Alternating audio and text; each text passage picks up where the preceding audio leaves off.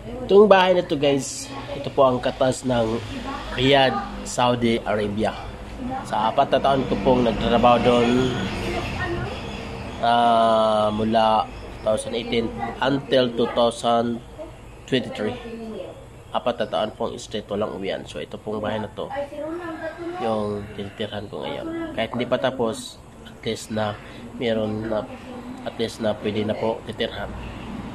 Huwag kang mag-expect na maging successful ka nang walang paghihirap. Remember this, true success comes from endurance and perseverance. Kung madali lang maging successful sa buhay, edi sana'y successful na tayong lahat, di ba? Huwag mong iasa sa swerte ang buhay mo. Invent opportunity and embrace your failures. Maraming taong hihila sa'yo pababa, pero huwag kang magpapahila sa kanila. Huwag kang makinig sa mga taong toxic.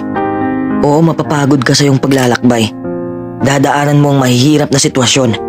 Darating ka sa punto na mawawalan ka na ng ganang gawin ang passion mo at mabibigo ka. Ang punto ko lang, the next time you fail at something, congratulate yourself. It is an achievement. You're one step closer to actual success. Marami kang matutunan sa kabiguan mo.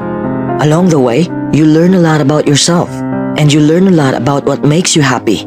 Hindi mo kailangan humili ng sobra-sobra. Tumingin ka lang sa paligid mo, lahat ng makikita mo na meron ka, yun ay blessings na dapat mo ipagpasalamat. Hindi mo kailangan mainggit sa success na iba. At hindi mo rin kailangan na ipagmayabang ang meron ka. Relax ka lang at i-appreciate mo ang mga bagay na nasa'yo. Be grateful.